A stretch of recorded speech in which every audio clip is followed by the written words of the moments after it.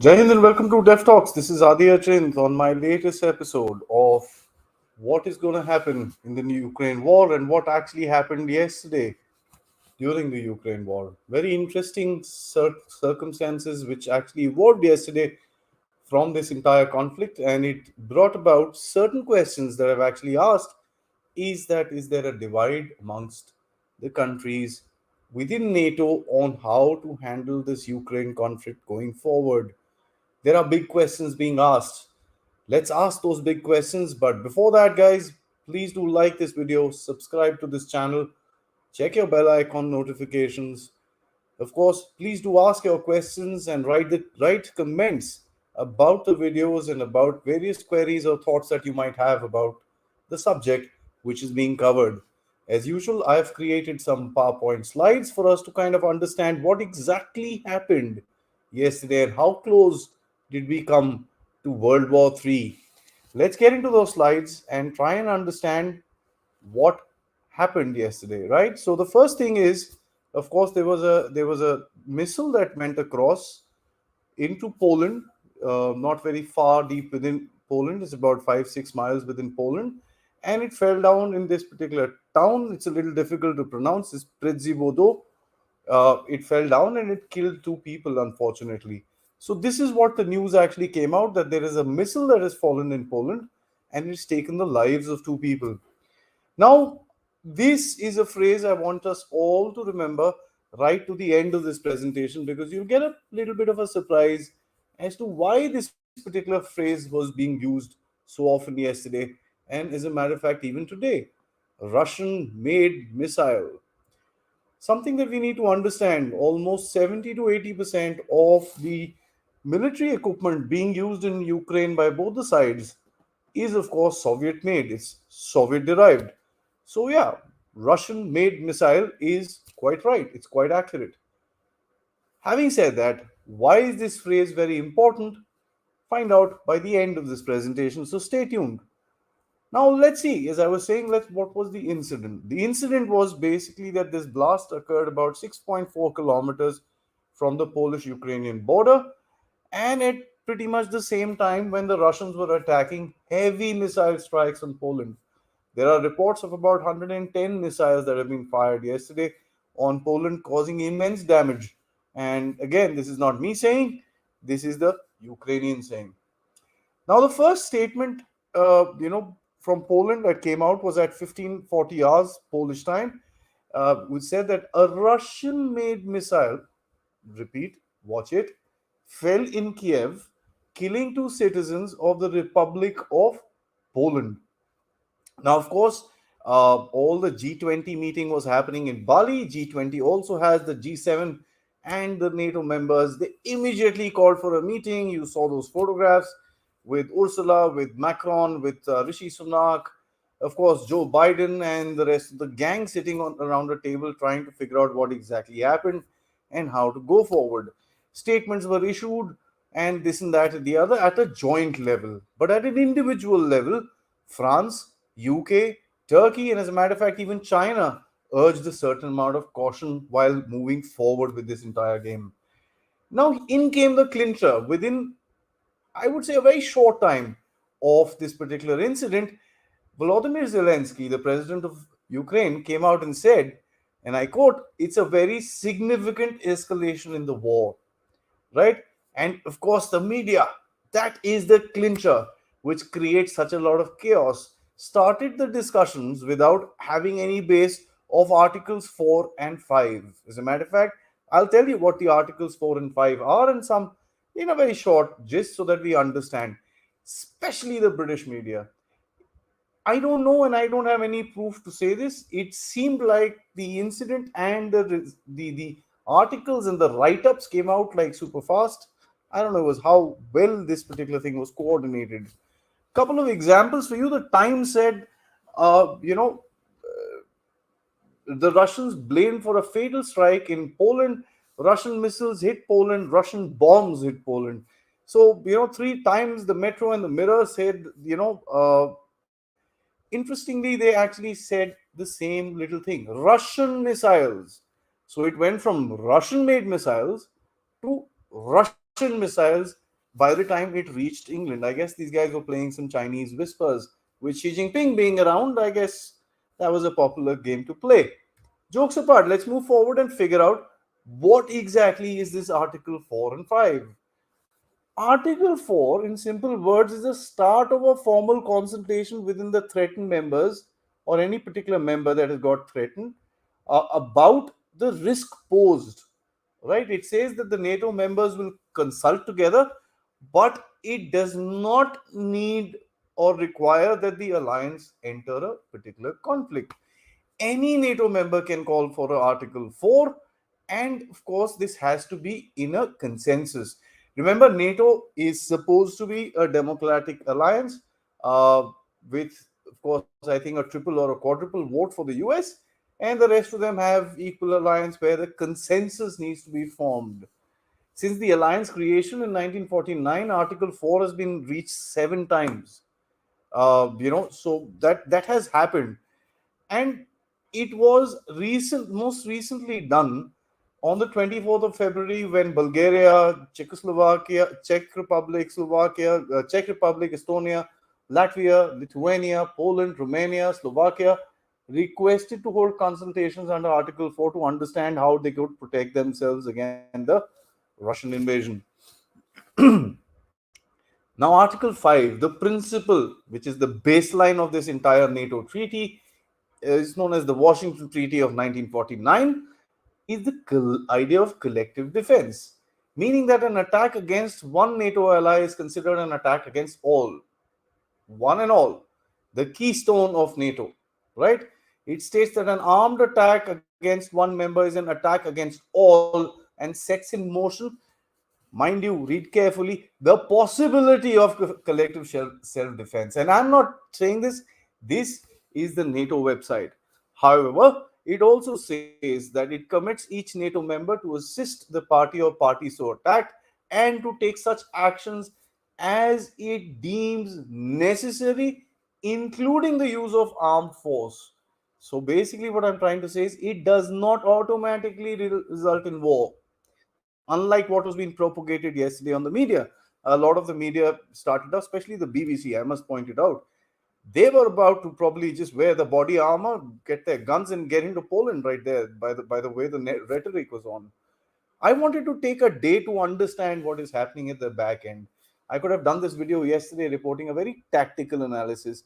As a matter of fact, those of you on the WhatsApp group, I called it somewhere in the afternoon where I said that this was an S-300, either a misfire or something else which has gone into Poland and done this damage. It cannot be a Russian missile. And this is something I had said. There are two, three reasons I say this, and I'll just digress a little later after finishing the Article 5. Right. So, as I said, it comes to an assistance of a party so attacked. The Article 5 has been invoked only once after the September 11 attacks. And, even if the Article 5 is invoked, each country can take its own calls. Let's go back to episodes where I discussed with you about the coalition of the willing. This was one thing that was formed because, in my opinion, now there is no consensus with regards to Ukraine. That's why coalition of the willing, right? So the willing parties who are there, that means all the people in NATO are not willing to this entire thing, as which is mentioned in the bylines. And I'm going to repeat, even if it was invoked, each country has the right to determine how it will respond. Very, very simple, and we need to understand that. Thank you, Tanushree, for becoming a member of Dev Talks, and welcome to the community. I will share my email address. Please do get in touch with me to join the WhatsApp group. Let's move forward. Now, what were the first reactions from the world? Of course, this is something that we need to realize. The grieved party, if I may, Poland, and as a matter of fact, it is. It was a very bad attack which took the lives of two people, and that is unacceptable. These were two non-combatants, not in the war zone. So any life which is lost in this sort of a scenario is unacceptable. As a matter of fact, any life which is lost is unacceptable. But these two, of course, are a bit beyond that. Polish Prime Minister Andrzej Duda He said initially that there's no conclusive evidence. It's most likely it was Russian made. And he said, it is maybe a one-off incident. No indication it could happen again. This was initially the reaction where he was kind of a bit confused. Then he said, we need to investigate and this and that and the other. One thing, in spite of all the hardcore rhetoric, the Polish president, sorry, the Polish came out, and the Polish, a lot of ministers gave statements. They were pretty balanced. They were pretty low key. We'll understand it as we go forward. Biden said it is unlikely that the lines of trajectory that it was fired from Russia, but let's see. And these were all early reactions. France said it is logical that we approach the question with utmost caution. Many countries have the same kind of weapons, so identifying the type of missile won't be necessarily won't necessarily identify who's behind it. As I said, most of these weapons are Soviet made. The US broke the back of this entire narrative, as a matter of fact, when at about 1:15 in the afternoon India time, an official suggested that the missile that hit Poland was fired by Ukraine forces and an incoming Russian missile. Thank you, Naveen, for becoming a member. Welcome to the Dev Talks community. Getting back, and Turkey, of course, said that I have met with the German Chancellor Olaf Scholz. There is general impression that the missile was not fired from, is not Russian made, and this declaration paves the way for to certain facts. So we should not insist that the missile was launched from Russia. That would be a provocation. And that's what a lot of people were scared about. You expected that of Turkey, who's been trying to get a kind of a medium or a middle ground between the entire game. Sunak and Trudeau, after this whole G7 thing finished, were told, boys, get to Zelensky, pacify him, calm him down, and tell him, in no simple words, to shut up. And I'm saying that because that's exactly what happened. Okay, so they got into calls with Zelensky, spoke to him. Of course, his tantrums continued all through the day. And of course, China, as I said to you earlier, urged restraint and calm over the incident in Poland. They didn't say anything beyond that. They just said, calm down, let's wait. Of course, as I said, the Polish themselves came out and said it was an accident. Jens Stoltenberg, who's the Secretary General of NATO, said Poland missile strike likely caused by Ukraine, but not Ukraine's fault. Everything is Russia's fault. Yeah, Ukraine is not at fault for anything. Now, I'm being a little facetious about this entire thing because of the way that the world has reacted to this situation. In case there was a Russian missile accidentally fired into that place, we all know how the reaction would have been taken place. But you can see the melodramatic way statements were given, especially by the most rabidly anti-Russian people, which is, of course, Stoltenberg, who wanted to create a 300,000 man army, and the Polish President Duda, who's probably got about 40,000 of his own citizens fighting for what he feels is the right thing in Ukraine. So let's see. Okay, Stoltenberg also said that no indications that Russia is planning military actions against any NATO ally.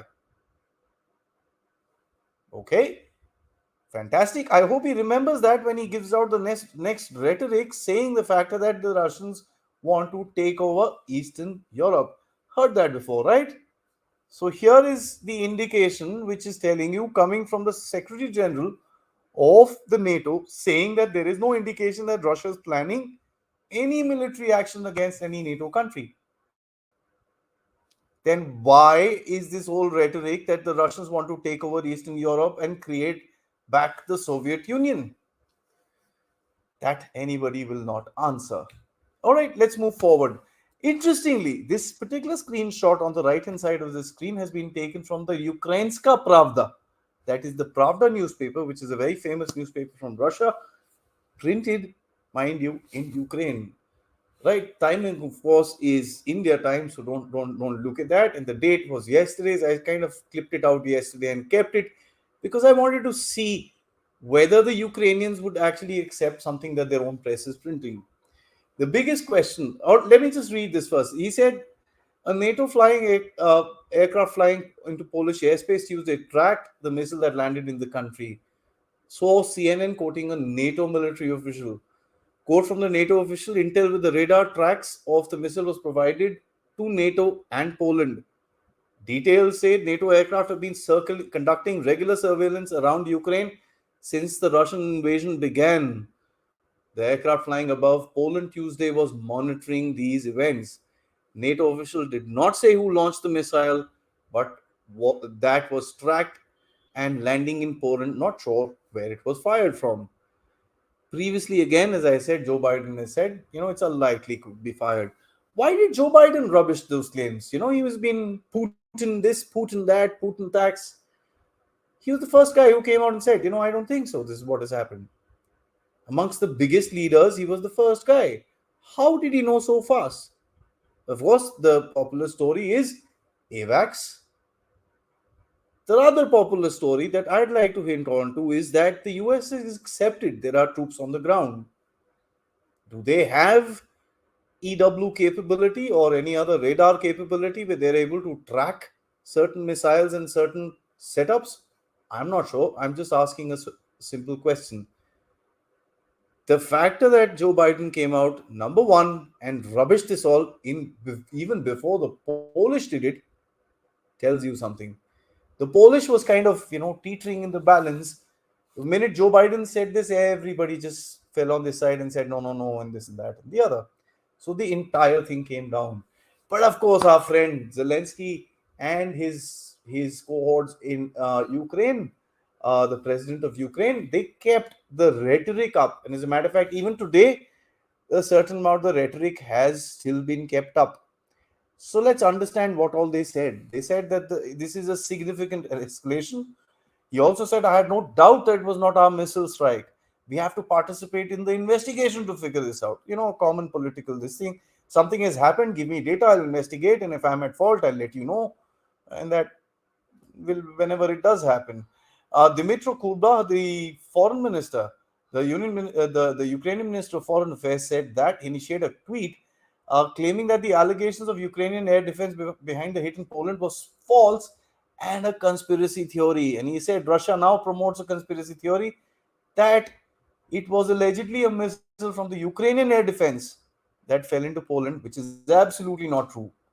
At 2:10, Nika Melko, sorry, a Ukrainian journalist with a significant following said, so Article 5.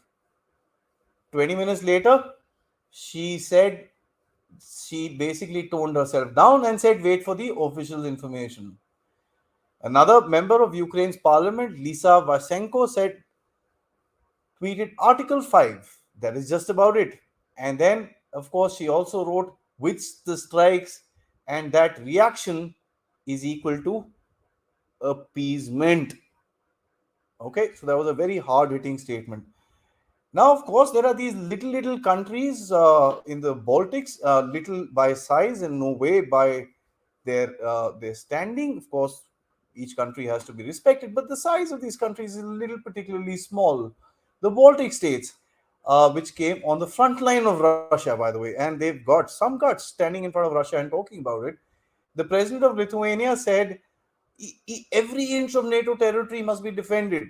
Latvia's defense minister said NATO could provide more air defense for Poland and part of territory of Ukraine. This is interesting. What he's trying to say is give the air defense to Poland, and Poland would be able to cover Ukraine. At I think about 3 updates earlier, I'd shown you a map which actually tells you the Polish claims on Western Ukraine. It's interesting when these kind of statements come out, it just adds a drop of fuel to that particular fire. Estonia's prime minister said that the West should give Ukraine more military, humanitarian, and financial support. Oh, yeah, absolutely. Why are these states itching for war? God alone knows. I have no idea because these are states that are bang in the front, and if the Russians do attack, they're first in the line. They were first in the line when the Germans went through into Russia, and when the Russian attack came this way, it was again them in the face. Why would these guys, be so aggressive? Now, the topic of this particular discussion, coming to this particular slide, this was reported by you by the BBC. And normally I don't put the logos and stuff like that, but I wanted to tell you where it is coming from. BBC says Ukraine war, Poland missile strike reveals NATO divisions. And he further says in this article, a lot of other things were mentioned. He also says the events of the past 24 hours suggest that if the war was once again to spill over NATO territory more substantially, the response might not be as uniform and united as one might expect. Interesting, right? So, what does that mean? That means there was a divide within NATO on how to react. Of course, I told you certain sect of countries, which is the Eastern European countries, were up in arms and wanted to attack and do this and that and the other, Article 5, 6, 7, 8, and 9. But the rest of them said, hang on, wait, we don't want to get into a war with Russia. They're probably a little more realistic because they know they might have to carry the weight. Let's go forward and kind of see. Zelensky, of course, went across, and these two particular statements give out something. And that's something I want to allude to in this particular. I may be horribly wrong. I may be just reading between the lines and being over analytical, but I don't know. I'd request all of you guys, those who are listening right now and those who will watch later, let me know if I'm right. He said on live state TV, by the way, I have no doubt from my meeting with the commander of the Air Force to the commander in chief, Zaluzny. General Zaluzny is the head of the Ukrainian armed forces. He's the chief of general staff, sort of a thing. That it was not our missile. It was not our missile or our missile strike. It makes no sense for me to not trust him. I have gone through the war with them.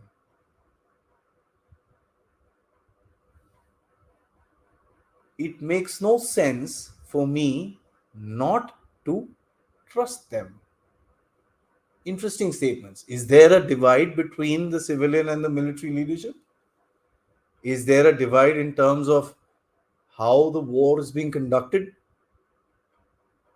This sheer statement does allude to something. I can't get into it further because these guys have kept it very close to their chest. But Hindi में बोलते हैं ना यार, गुस्से में बहुत कुछ निकल जाता है मुंह से. Shows us something. Of course, responding to this particular comment, a diplomat from NATO told the Financial Times, this is getting ridiculous. The Ukrainians are destroying our confidence in them. Nobody's blaming Ukraine and they're openly lying. This is more destructive than the missile. I'll repeat it. This guy was a diplomat from NATO. So NATO is slow and steady, feeling a little bit of a divide. The biggest question a lot of people might be asking is it an attempted provocation? Did the Ukrainians do this? Janke. Of course, we know that these guys have been trying to get NATO into the war because that's the only way they will get somewhere in terms of a holistic sort of a victory. Gaining 100 miles here or 30 miles here or 10 miles there is not going to kind of help them. In the long term, they would need a regular backing to do that. So, is this a provocation to get NATO into this conflict? We've seen multiple false flags coming across. There was a certain news about a certain massacre that took place at a certain town in the north of Kiev. I'm being very careful about what I say because of certain rules that this platform has. There have been multiple other false flags. As a matter of fact, the biggest one came out a couple of weeks ago when the Ukrainians were planning, and allegedly, I don't have any proof to say that, but allegedly planning to put up radioactive material in a Russian made Tokayu missile, which the Russians are using themselves, by the way, and fire it at one of their own towns and call it a nuclear explosion. So the dirty bomb game. Of course, a lot more provocations have happened.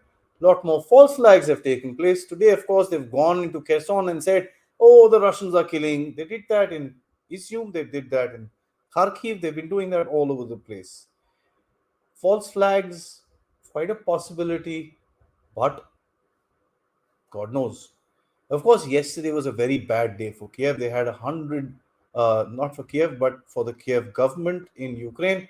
They had 110 missile strikes, and by their own admission, about 95 or 97 of them actually went into their targets. Now, interestingly, the Russian Ministry of Defense put out a report saying the fact that in their missile strikes yesterday, the furthest that they have reached, which is towards the Polish border, is 34 kilometers from the border. I was trying to figure out how are the Russians able to fire these things without a fear of it actually going into Poland. 34 kilometers for a missile going that fast is not much. What they do is they literally send it up in a ballistic trajectory, and instead of the missile coming that way and coming down, it literally goes up and comes down dead on onto the target. That's why the deviation in terms of miss, if it happens, is going to be very little. So that's something that I learned today. I thought I'll just share it with you. Of course, there's been lack of amenities. When I say amenities, is civilian amenities of life, water, electricity, basic services in most of the cities of Ukraine. The governor of Kiev, the mayor of Kiev said that the civilians can leave if they want to because the city will not be able to sustain them. As I said, they've been trying to get NATO in for a while. Preemptive NATO nuclear strikes is what Zelensky had called for one time. Ukrainians have always been said that we are fighting for you, Europe, that's why you need to help us. Of course, this statement was also said by Ursula von der Leyen, the president of the European Union, who tried to push it across onto India, saying that this is not a Europe's war, this is the war of the world, where of course you all know what response that was given. Anyways, the is this the only option out for the Ukrainians, or have they become that desperate in terms of handling the situation within their country? Have they lost in terms of supplies? I'm not saying they have. I'm just saying they might. It might be a possibility. That's why these kind of desperate actions are being taken to create a provocation. I don't know. Are they looking for an off ramp by getting people involved in this entire thing? Are they looking at an off ramp in the sense they want to get people in and say, okay, now we just stop. You don't know. It's a desperate situation for a country that is losing electricity day by day by day by day, for its people who's going to be cold this winter. I'm sitting in the southern part of India. It's getting a little chilly here. I can only imagine what's happening over there. So even after this news emerged, Podolak, he's basically the spokesperson of the Ukrainian government, said that NATO should enact a no-fly zone in Ukraine, which would likely require Western pilots to fight their Russian counterparts directly, putting four nuclear-armed nations at war. Kiev continues to deny that it fired these missiles. Interestingly, this whole no-fly zone has been spoken about for a long time. The idea is to create a no-fly zone which Western pilots and Western air forces would have to enforce. So the first thing that you will need to do to enforce a no-fly zone is to protect that air power. To protect that air power, you'll have to go in and hit Russian anti-aircraft establishment. To protect that anti-aircraft establishment and many other establishments, the Russians would have their own air power. So what are you trying to say? Fight their Russian counterparts, as what is written here? And where will that lead to? My question being, is it an attempted provocation? Let's move forward. Of course, there are a couple of other things, this whole negotiation talks, and I've done a video about it, guys. If you want to dwell a little deeper into what happened with this negotiation game, check it out.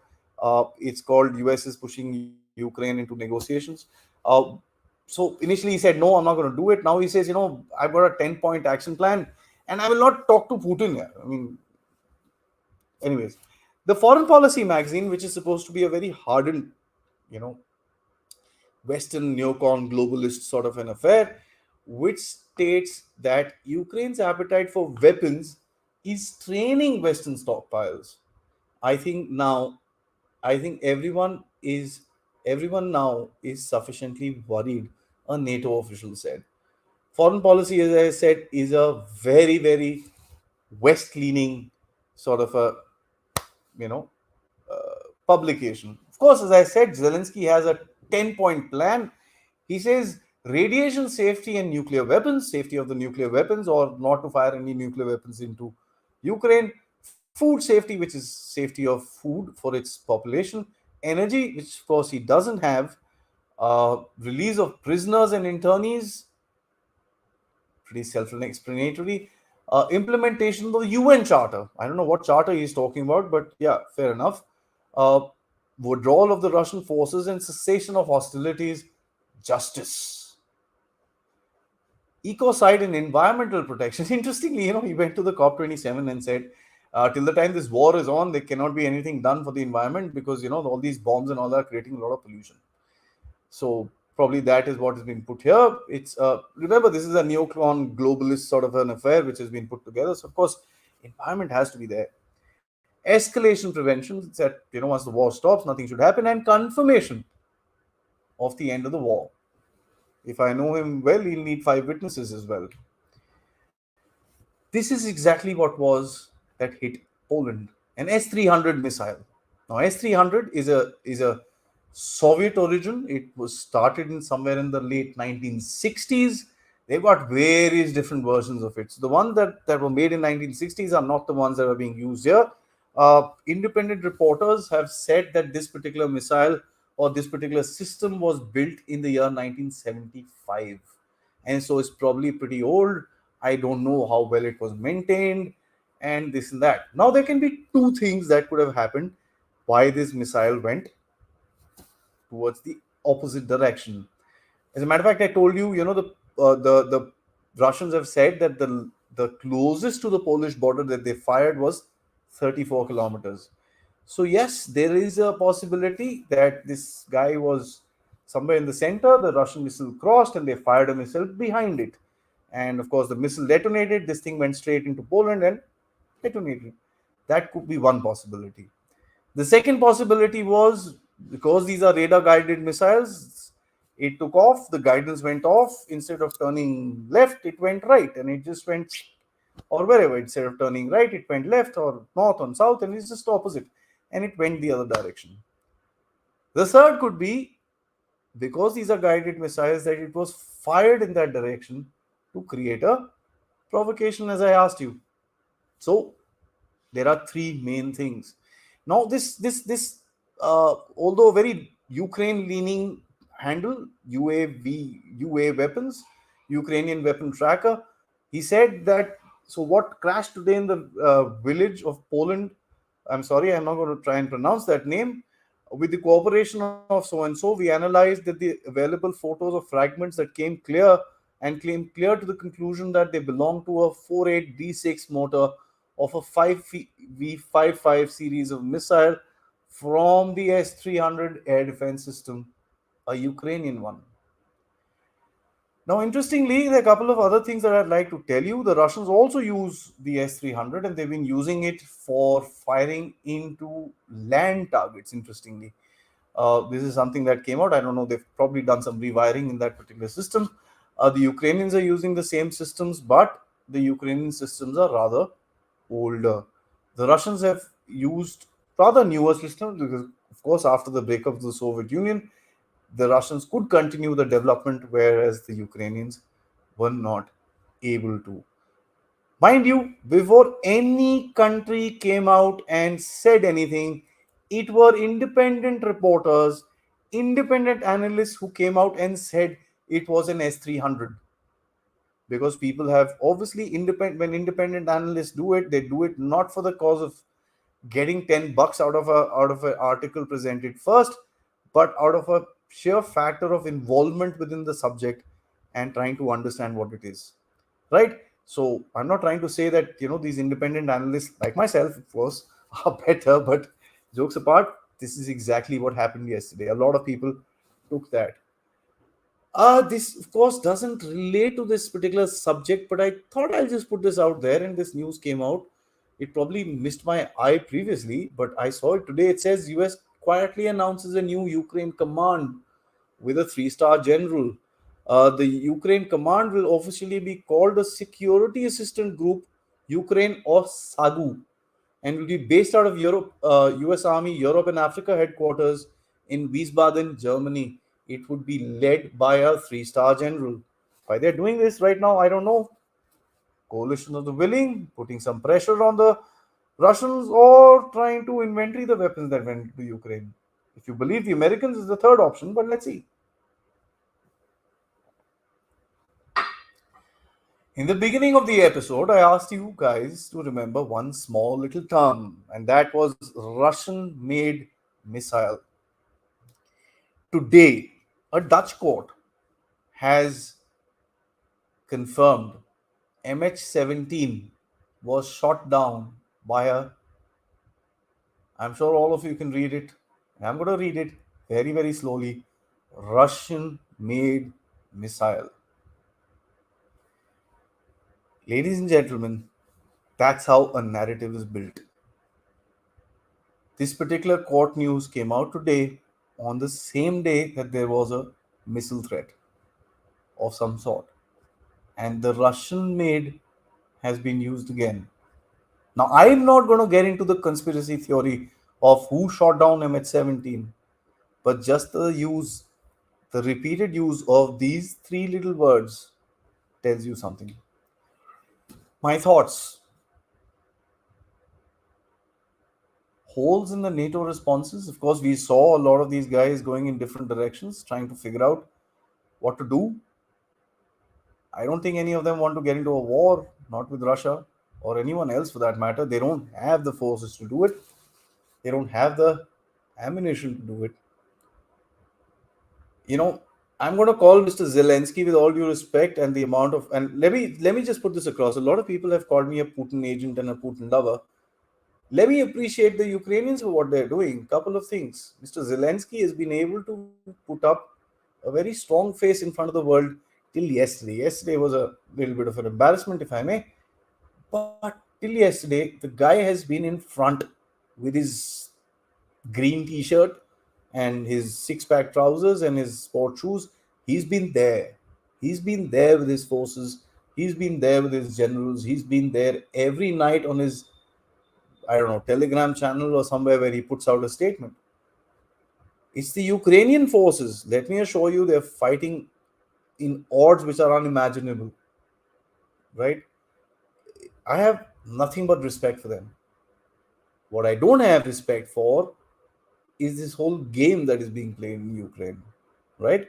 So, Mr. Zelensky, who I'm going to call Mr. Quickfire from now on, his narrative came out of Ukraine and it became a problem for Ukraine. That's the problem with narratives. The arrogance of owning a particular narrative makes you so stupid and silly that you think anything that will come out of your mouth would be the gospel truth, which creates a huge danger of false flags. Somewhere down the line, somebody needs to sit down with all these guys and say, listen, guys, you guys have got thermonuclear weapons. Just cut this nonsense. Fight the war if you need to. Please stop these false flags, because one thing goes here and there, guys, and I've said this before on my platform. Nuclear war is not something that we should even think of. Forget even trying to fight it or practice it or doing whatever with it. If it starts, it's not going to stop.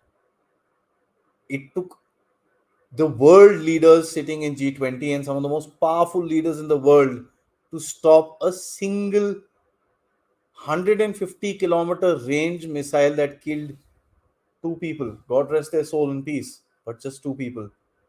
Imagine if a weapon of mass destruction is used, who will stop? Of course, we are all awaiting the Russian offensive, as the Russians keep on saying that the offensive is coming, it's coming, it's coming. The ground needs to be frozen for that. Temperatures in the daytime have come down close to zero, and the night are going down a little bit, but it does take a further sink for the ground freezing to be there. Of course, the Russians have a huge amount of proof to their population. Let me tell you this: the Russian population is backing, and I keep watching Russian programs. They back their forces, they back their presidents. But if they are not able to deliver, there are going to be problems within Russia. Not the problems that the West is hoping for. The problems would be that then the hardliners would take the decisions, and then what would happen is something no one would be able to control, right? Heavy missile strikes have been taking place, drone attacks, missile strikes, heavy amounts. The Ukrainians have been reeling across it. There was a video going around about Kherson where they took some guy and they were saying, I don't have food, I don't have water, I don't have this, I don't have that, but I'm happy with my flag. I mean, I can imagine his, and I sympathize with him, but you can imagine the guy sitting there with nothing. There are hints of some back channel discussions. Of course, we know Jake Sullivan had a discussion. We know Bill Burns have had a discussion, the chief of CIA, and his the Russian counterpart in the SVR, have had discussions. What are those discussions coming to is something that we don't know at the moment. But anyways, there are back channels established, and Bill Burns is a guy who's written the book on back channels. He's an expert, and I said this before. If there's one guy that Joe Biden should field into this game, is Bill Burns. He's got a straightforward, clean-cut record of calling a spade. And I personally, when I analyze the rest of the Biden's team going into this place and trying to negotiate, I kind of don't have very good faith in that entire setup. That's my personal opinion. I may be wrong or right. You're free to choose. Right, that's all I had. I wanted to just, of course, it's not a very big geopolitical event. I wanted to highlight, and as a matter of fact, I'm writing an article today about narratives. I wanted to highlight how these narratives can be born, they become worldwide trends, and it is die off in a minute. Today, my video will not be on the top search list because I kind of waited for a day to get proper information so that I can present to you. Dev Talks, I will never put out conjecture. Even if I am putting it out, I will tell you this I don't trust, I cannot verify, as all of you might know. Before I get into some of the questions and comments that you've mentioned, please do like this video, subscribe, hit the bell icon. And yes, guys, if you can, please do support the Dev Talks efforts by becoming a member, just like Tanushri and Naveen have done today. Or you can send us super stickers and super chats by clicking thanks, or directly donate towards the Dev Talks efforts with the UPI number mentioned on your screen right now. Let's get into the comments the next 5-7 minutes and see what you guys have to say. Naveen Saab, you say you get to it later, but please explain if there's a connection between UK-China bilateral meeting cancellation and this NATO huddle post-missile attack. Uh, I don't think there's too much of a connection. As a matter of fact, this thing got a little serious. There's no question about it. You could see the relief on Biden's face when he said that it's nothing. It's, just relax. Let's calm it down. UK-China bilateral, he also cancelled a bilateral with Canadian Prime Minister Trudeau. So I don't know if there's something that has happened in the background where he's a little upset with Sunak, or what is it. I'm not very sure, but I don't think there's a connection between these two. You also ask, how do we join the WhatsApp group? The process is very simple. Please send me a mail with your contact number, your complete name, and for some place for me to verify who you are. I will add you. Either I'll send you a link or I will add you myself into the WhatsApp group. My WhatsApp group has 2-3 basic rules. I don't let discussions of politics happen, and let's keep it professional on to geopolitics. It's a group of some wonderful people who talk about very, very, very, very good stuff, very, very high level discussions. Honestly, I'm proud to be a part of that particular group. Satyam says, is someone trying to derail a ceasefire which is being in the offing in December or early 2023? That's a good question. And who might that be? I don't think the Ukrainians would want to do that if there's a ceasefire. The reason that I say that there is a divide between the civilian and the military leadership in Ukraine is because that there have been reports coming out from Ukrainian Telegram channels who talk about differential perspectives as how to fight this war between General Zelensky and, of course, our friend Mr. Quickfire Zelensky. So there's been a little bit of tussle in that particular segment, but who would try and derail a ceasefire?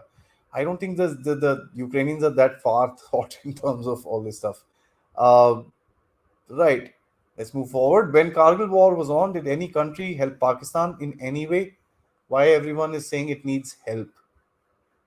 You mean Pakistan, sir? Uh, Pakistan was being helped, of course, initially. Certain weapons did come into Pakistan, but again, when the whole Pakistani great double game came out, a lot of pitai, in no simple words, happened. If you're saying that if it needs help, are you talking about Ukraine or Pakistan? Ukraine, it needs help because, yeah, of course, it doesn't have anything of its own. The Russians have destroyed the Ukrainian army, or what it was, by the end of May or June. This, what they are fighting, is today NATO weapons. So, right. Uh, Adi, what does ballistic basically mean? How is it different from high range heavy artillery? Ballistic is a trajectory, it's not a type of anything. Ballistic is something that goes up straight into the air, into the space, and comes back down into the stratosphere or of that.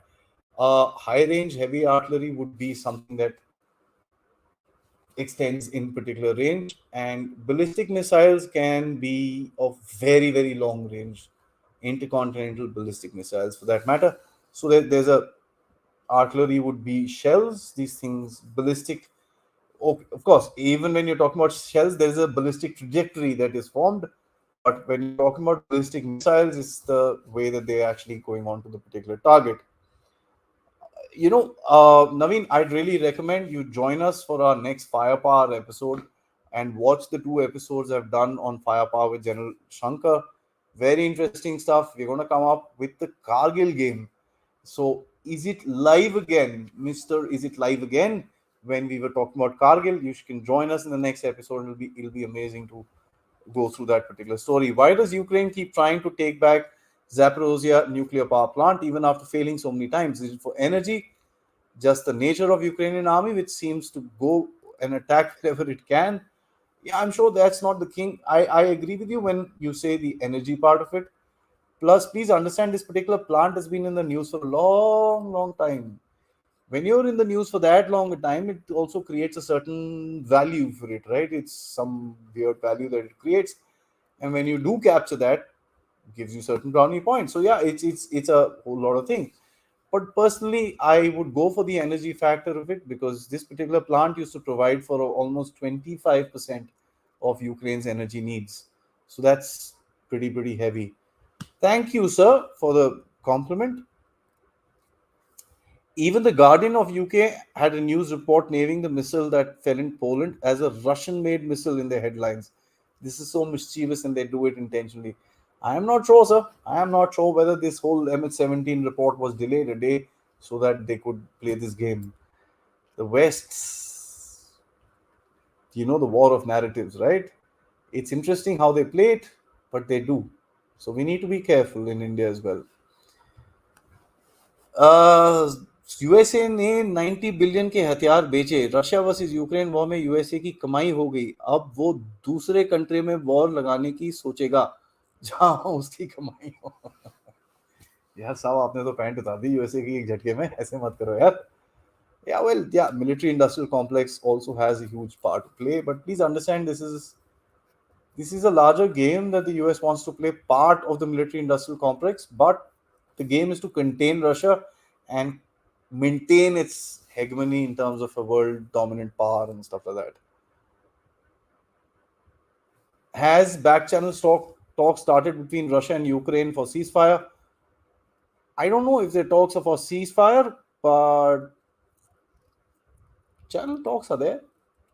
I don't think at the moment it will be a ceasefire because remember one thing: this war has not come to any particular conclusion. If they both stop right now, both will have certain things in their mind that I should have done this, I should have done that. The Russians would have it, the Ukrainians would have it, and this would be a nagging guerrilla warfare going on for the next 10 years, as been happening for the next past 8. Although I hate saying this and it means a lot of loss of life, but an unresolved war stopped prematurely lasts on forever. Look at it, what's happening with India and Pakistan, various different countries around the world, North Korea, South Korea, so many more, where this war was stopped and these things just keep on continuing for the rest of time. So I hope and pray that the ceasefire happens, but logically speaking, till the time. Actually, there's another thing I'd like to say. When a war drags on for that long, the amount of casualties keep going up, and the amount of blood spilled keep going up. When that happens, there's a certain need for retribution, which is common and natural. So, you know, that's how it is. Ah, Venki sir, thank you so much. NATO is almost not done now. Sir, this is a choker of the evening. I mean, I think it's an interesting comment I think you've given, and I think we'll have to see going forward as to how NATO behaves with this entire conflict. Because if we now start seeing a certain divisive structure within NATO, and that's something that's going to be a little telling. You might find one odd chap giving a statement here and there and stuff like that. Okay, you say nota means nuance of the Atlantic. Nuisance of the Atlantic. I take that from you, sir. Right. The Dark Knight, Adi, I failed to understand what is the relationship between Turkey and Russia. Turkey buys S-400 from Russia, sells Bayraktar drones to Ukraine. Sir, Turkey is a guy who wants to play well both the sides of the game, right? His economy is down in the dump. He wants to ensure that there is certain amount of relevance that is kept with him.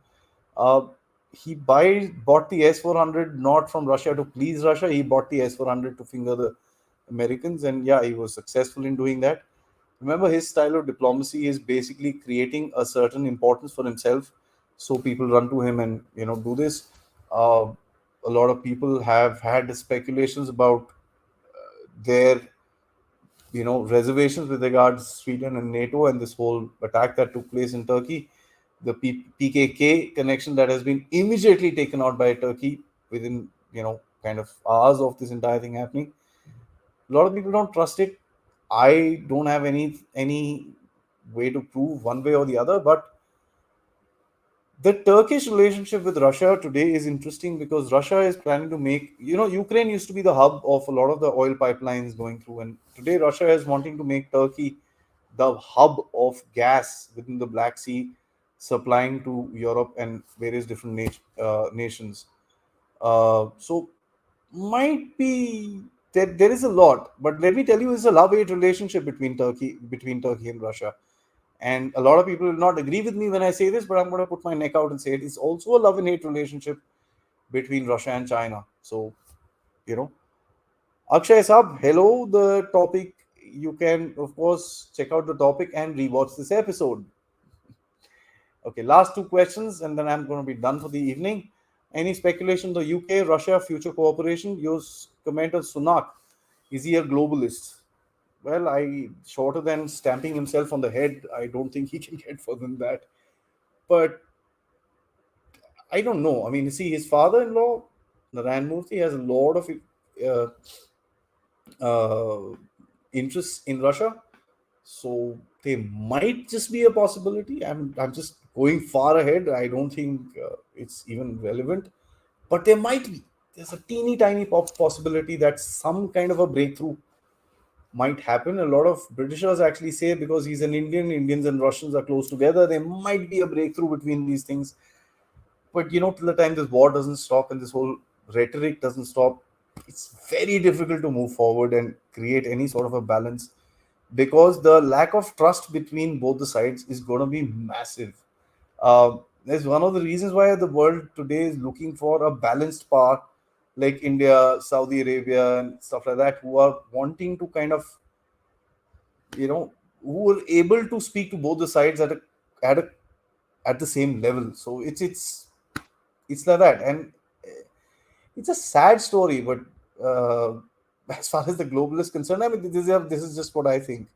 And he's the same World Economic Forum, Harvard, Stanford, that entire game. So yes, in one word answer. Sir अगर Russians एक small न्यूक test करे तो इसका क्या effect होंगे? Sir बिल्कुल नहीं, बिल्कुल नहीं. Please understand one thing. Let me make that very clear. I don't support any nuclear weapons anywhere to be tested anything. इसका एक ही चीज मैं आपको बताऊं, न्यूक्लियर वेपन्स के बारे में जब आप बात करते हो, you are talking about total destruction. ठीक है जी। जब एक चीज याद करिएगा, आप अगर एक मिसाइल फायर करते हो जिसके ऊपर एक न्यूक्लियर टिप है, जिसका केपेबिलिटी है, जैसे हमारी अग्नि है, अग्नि 5 है, अग्नि 5 के ऊपर आप न्यूक्लियर वो भी डाल सकते हो और आप रेगुलर बॉम्ब भी डाल सकते हो। अगर आप यहां से उसको फायर करते हो, चाइना की तरफ फायर करते हो, चाइना को थोड़ी पता कि आप क्या डाल के भेजा है आपने उसमें, वहां पर ना तो उसको आप फोन करके बोलोगे। तो जब उसको दिखेगा ऐसी मिसाइल आते, वो अपना पूरा फेंक देगा आपके ऊपर। न्यूक्लियर वॉर जो कॉन्सेप्ट आजकल बात कर रहे हैं, लिमिटेड न्यूक्लियर वॉर, टैक्टिकल ऐसी कोई चीज नहीं होती। ठीक है जी। कोई भी दो दो जो न्यूक्लियर पावर्स होंगे, अगर उनमें से एक ने न्यूक्लियर वेपन यूज किया, दूसरा वाला ये सोचेगा यार भाई अगर मैंने नहीं यूज करा तो मेरे तो वेपन्स गए और मैं तो खत्म हो जाऊंगा। What will he do?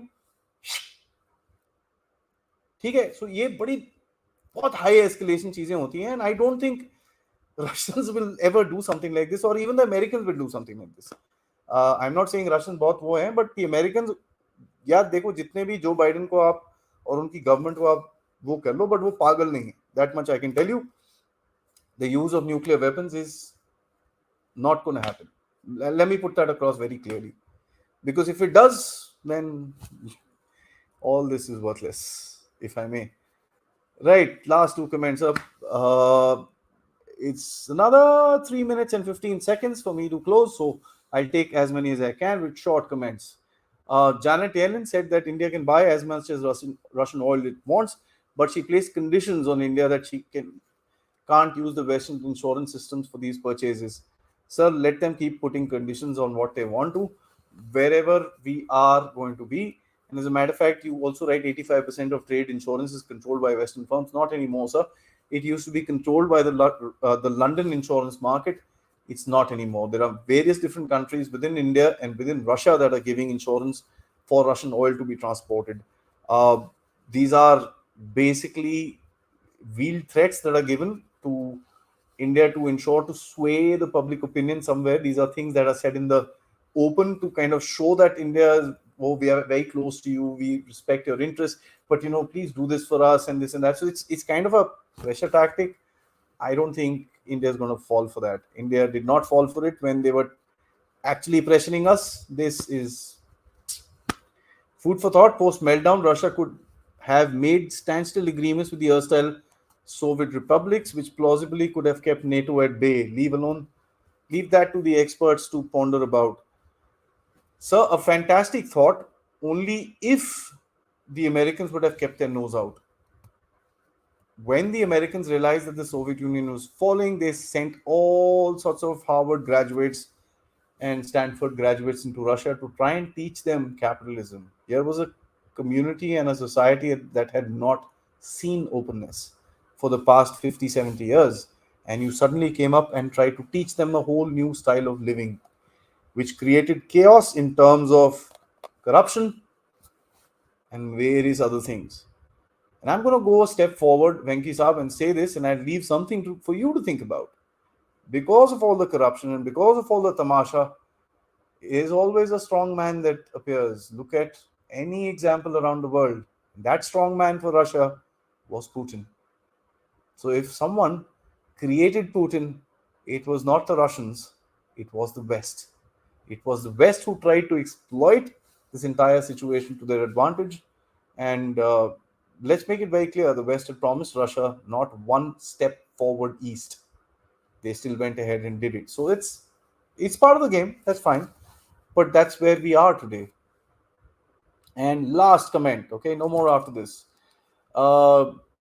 Yeltsin was busy with his bottle of vodka, so he didn't think these things through and felt helpless when Clinton was bombing Serbia. He was weak, corrupt, and drunk. You hit the nail on the head, sir. That entire society at that time was weak, corrupt, and drunk. They didn't have anything, and they were poor. They didn't have anything. They didn't have any prospects. They didn't know what to do. And then you had these guys like vultures going inside and trying to basically steal all the resources from Russia. What they wanted to do was what they did with Saudi. They wanted to buy off all the energy and stuff like that into these conglomerates and ensure that they're able to, control this particular country. And that of course, went on till 2000 when Putin came in, and that's one of the reasons they hate him. So it's basically business rather than ideology, right? Thank you so much. Uh, you know, Akshay, you've asked me a question that I can't resist. What is the Russian dead man's hand technology? Is just a bluff? Some serious. This is very serious. Now there are these 12 missiles which are based all around Russia. Okay, they detect. They've got sensors which are around the place. They detect excessive amount of radiation, and they detect the decapitation of the Russian leadership. So in case you hit the Kremlin, a signal will go out to these missiles.